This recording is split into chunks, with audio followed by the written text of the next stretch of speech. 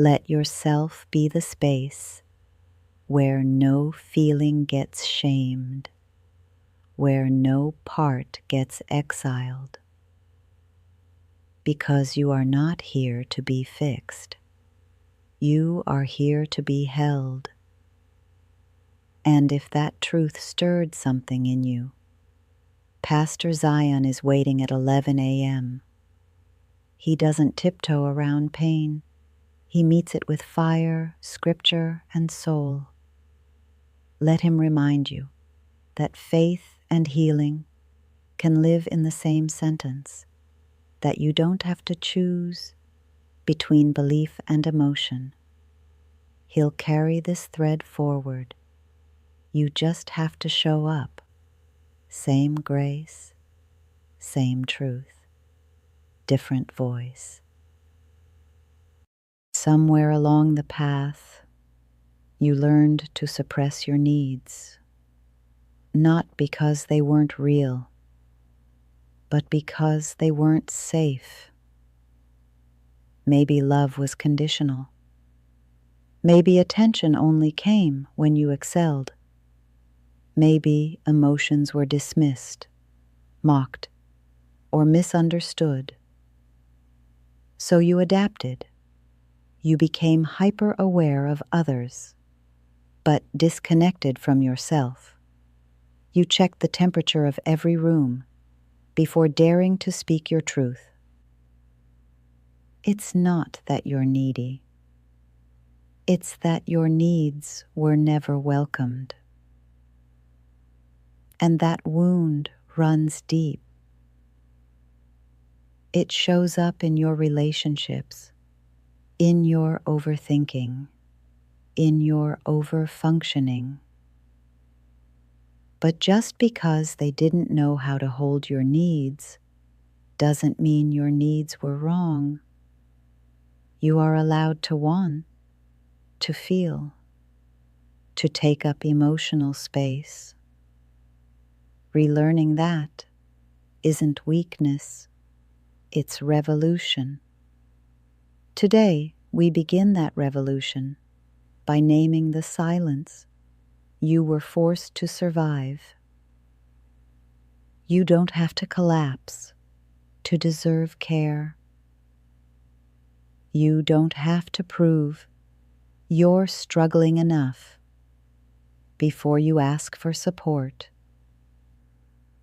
That belief that your pain must be dramatic to be valid was a lie handed to you by a world obsessed with productivity and performance. You're allowed to be tender. You're allowed to ask for help before you're in pieces. Support isn't a last resort. It's part of what keeps you whole. Let go of the pride that says you must do it all alone. Let go of the fear that someone will think you're weak. There is strength in interdependence. There is wisdom in asking before you break. You are not a burden. You are a being worthy of gentleness. And every time you reach out, you rewrite the script that said silence was your only option. Disappointment is not petty. It's not dramatic. It's not weakness. It's a sign you were honest about your hopes, and something didn't meet them. Maybe it was a friend who didn't show up, a parent who stayed emotionally distant, a partner who couldn't hold your truth. Disappointment lives in that quiet gap between what you longed for and what you received. It deserves to be felt, not rushed, not minimized, not swallowed in the name of maturity. You don't have to slap gratitude on a moment that let you down.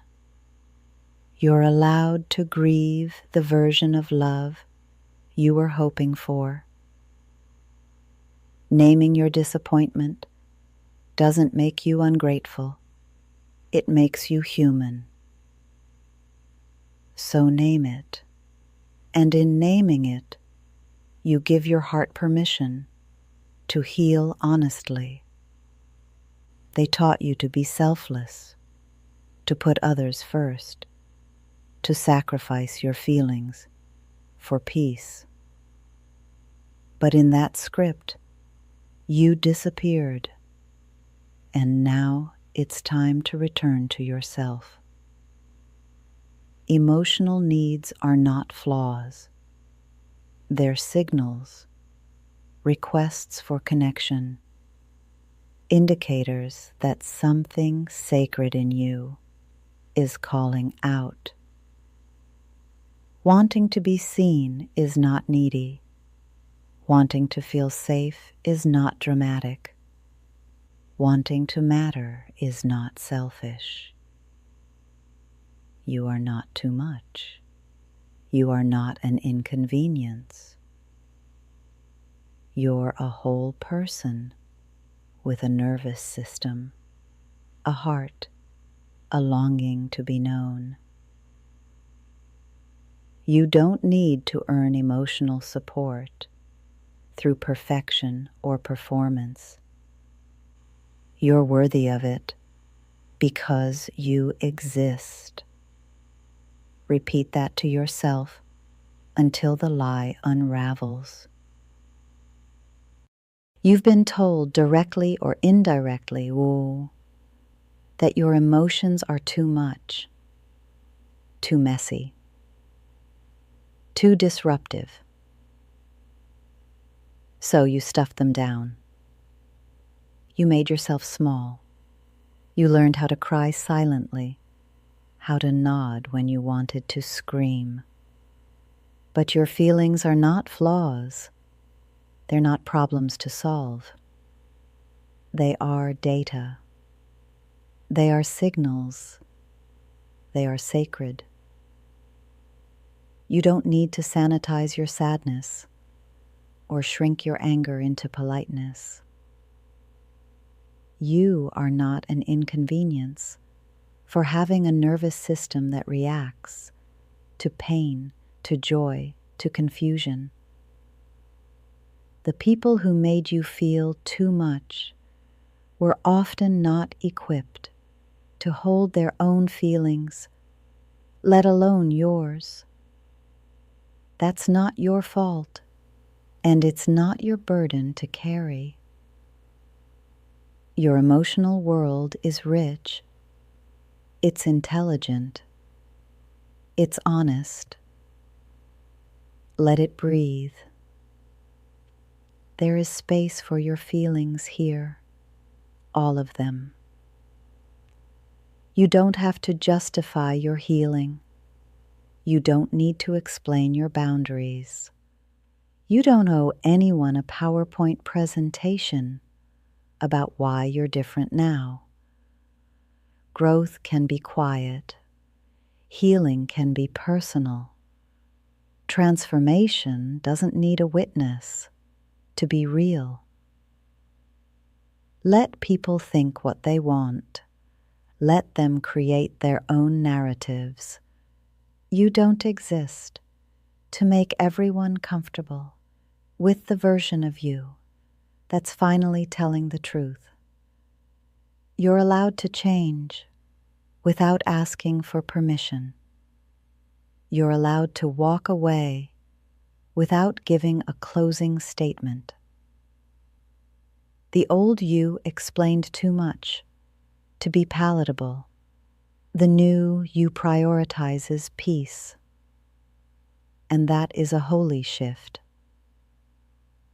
So the next time someone asks you to over-explain your self-respect, simply say, "I'm protecting my peace," and let that be enough. You stopped crying. You stopped reacting. You started saying, "It doesn't bother me anymore." But numb isn't the same as healed. It's just quieter pain. Pain that went underground. Pain that hasn't had the safety to speak. If your chest feels hollow instead of light, if your peace feels cold instead of calming, that might not be healing. That might be shut down. You deserve better than survival mode. You deserve a nervous system that's not constantly bracing for impact. Healing doesn't just mean not crying. It means feeling safe to feel. It means joy can live in your body without guilt. It means you can laugh again without waiting for the crash. So don't stop at numb. That's not your final destination. You're allowed to feel again, fully, freely, without fear. They told you to be grateful, to settle, to accept that this barely functioning life was good enough. But you were not born for burnout. You were not created to just get through it. You're allowed to want joy, not just relief, love, not just tolerance, peace, not just distraction. Asking for more isn't entitlement. It's alignment. It's you realizing that survival is the floor, not the ceiling. There's no gold medal for suffering in silence. There's no award for staying in places that drain your spirit. Wanting to thrive is not selfish. It's sacred. So, if you've been whispering, there has to be more than this, you're right. There is. And you're allowed to want it. You're allowed to reach for it. You're allowed to build it. There are needs you've buried, thirsts you've silenced, parts of yourself you pushed aside because someone once made them feel wrong. The need to be heard, the need to rest, the need to be nurtured, to be held without earning it, to be soft without apologizing for it. You were taught that certain needs were too much, that they'd make you needy, dramatic, selfish. But that was never true. They were just uncomfortable with your fullness. So you shrank. You internalized guilt for having normal human emotions. You mastered self-denial like it was a survival skill. But hear this, you don't have to abandon your needs to be worthy of love. Your need for tenderness, your need for consistency, your need for safety, they are not burdens, they are birthrights. So today, tend to them gently, patiently, like a garden that's been left too long without sunlight. Start watering the parts of you that have waited in silence. They're ready to grow. Your inner critic isn't your true voice, that harsh voice in your head, the one that calls you lazy, unworthy, not enough. That's not your intuition. That's not your truth. That's a recording, a loop, a ghost of someone else's fear. You weren't born doubting your value. You learned to. Somewhere between criticism and rejection, you started mistaking that voice for your own. But your true self speaks in a different tone, softer, wiser, kinder. It says, "You're doing your best. You're allowed to rest. You are lovable even when you're not productive." That inner critic, it's trying to keep you safe by keeping you small. But you're not small. You're expansive. You're evolving.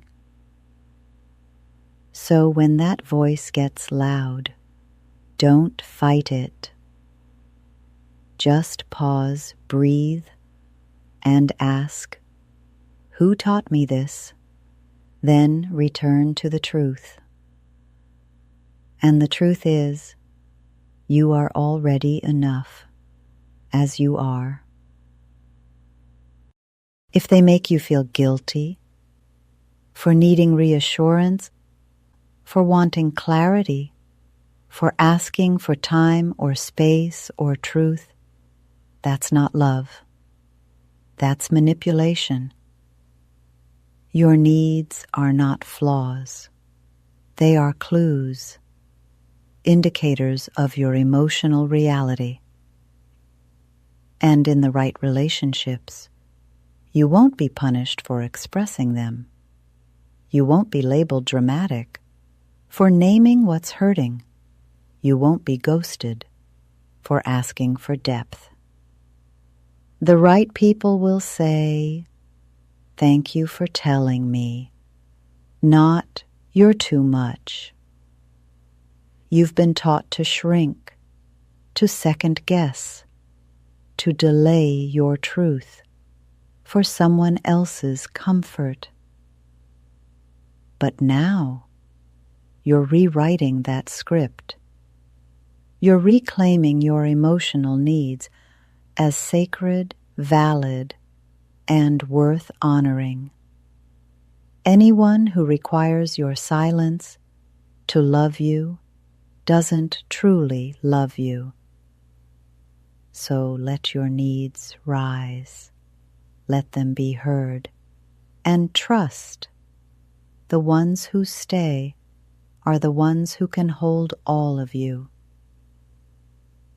They think because you're kind, you'll bend.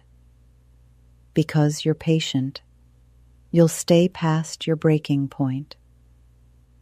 Because you love deeply, you'll tolerate anything. But there's a difference between love and self-abandonment, between understanding and over-functioning. You can be soft and still say no. You can be compassionate and still walk away. You can be gentle and still have unshakable standards. Being a good person doesn't mean being a doormat. Your softness is a gift, but it is not a pass for people to treat you poorly. So say it out loud. My boundaries are not up for debate. My time is valuable. My love is precious. The right ones won't ask you to trade your self-respect for their convenience. They'll meet you with honor. And if they don't, you already know what to do. You've learned to survive on scraps, emotionally, energetically, relationally. You've mastered the art of making do with the bare minimum, and you've convinced yourself maybe this is all there is. Maybe this is what love looks like. But it's not. And deep down, you know that. You're allowed to ask for more. More presence, more reciprocity, more truth, more safety. You are not too much for wanting depth. You are not greedy for craving emotional clarity. You are not difficult for needing consistent care. The bar has been set low for so long, you forgot what high standards feel like. But here's your reminder. You were never meant to beg for the bare minimum. You are worthy of abundance, in love, in attention, in support. So let this be the moment you stop making excuses for people who can't meet you. You are not asking for too much. You're asking the wrong people. They told you your feelings were excessive. Your empathy made you fragile. Your tears made you unstable. So you learned to hide it, to toughen up, to numb down. But let me offer another truth. Your sensitivity is sacred. It's not a flaw. It's your gift. You notice what others miss. You feel the undercurrents in a room. You anticipate pain before it speaks. That's not weakness. That's wisdom. In a world that rushes, you pause. In a world that ignores, you sense. In a world that numbs, you feel.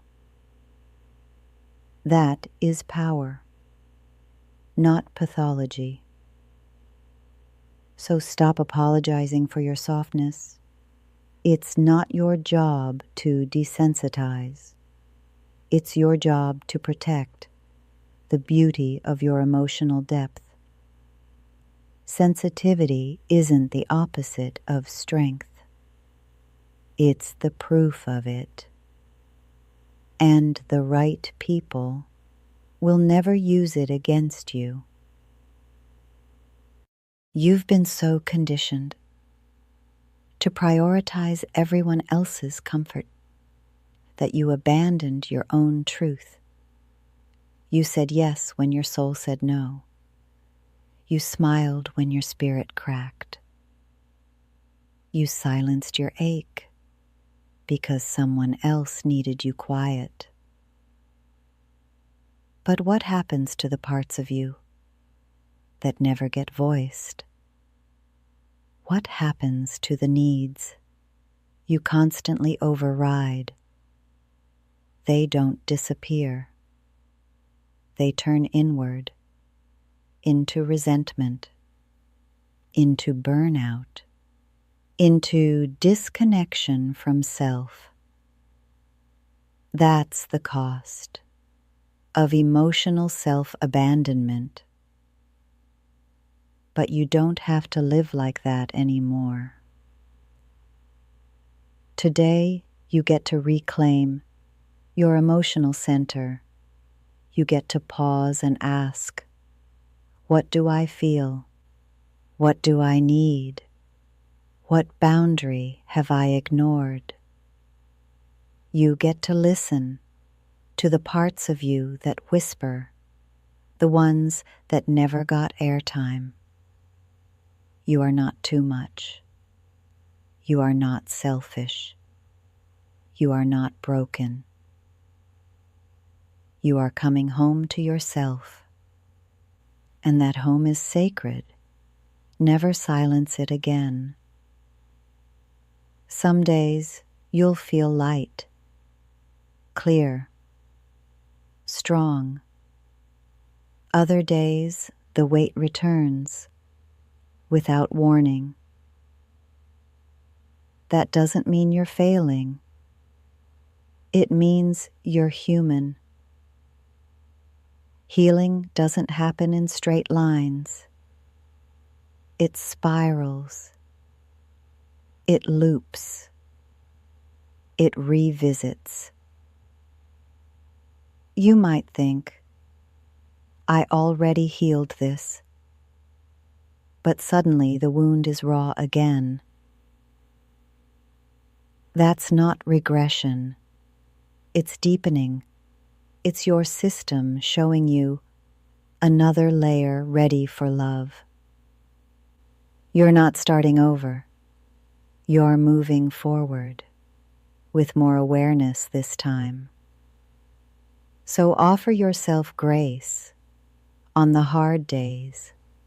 Celebrate the gentle days and trust both are valid. Both are progress. You are not broken. You are breaking open. And everything opening is an invitation to meet yourself with compassion.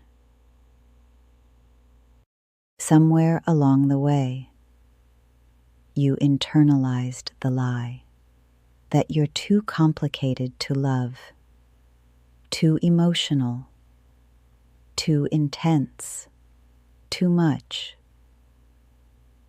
But what if that wasn't truth, just poor translation? What if your depth was simply foreign to those who only swim in shallow waters? You've been misunderstood, not unlovable, misread, not broken. Your complexity isn't a curse. It's a symphony of insight, intuition, and soul. You ask the questions that matter. You feel the things others ignore. You seek connection, not performance. That doesn't make you difficult. It makes you discerning. The right people will recognize your rhythm. They'll lean in, not away. They won't ask you to shrink. They'll expand to meet you. So stop twisting yourself into shapes to fit where you were never meant to be. You are not hard to love. You just haven't been fully seen. Your mind might forget, but your body never does. The tension in your shoulders, the clench in your jaw, the flutter in your stomach. These aren't random. They're messages, echoes of experiences. Your nervous system survived. Sometimes healing begins, not with logic, but with listening. To the sigh when you finally rest, to the ache when something feels wrong, to the calm when something feels right. Your body is wise. It has been storing truths you weren't ready to name, but you're ready now. Ready to ask, what are you trying to tell me? Ready to offer safety to the parts of you that have been on high alert for years. Trust what you feel, not just in your head, but in your chest, your gut, your breath. Healing is remembering, and your body is the first witness. You've spent so long trying to be strong, trying to be independent, trying to not need too much, that you forgot emotional safety is not a luxury. It's a need. You deserve to be somewhere where your nervous system can exhale, where your feelings aren't just tolerated, they're welcomed.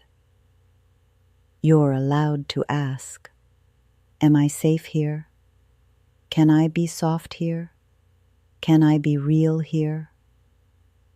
The spaces that demand your silence in exchange for connection are not safe.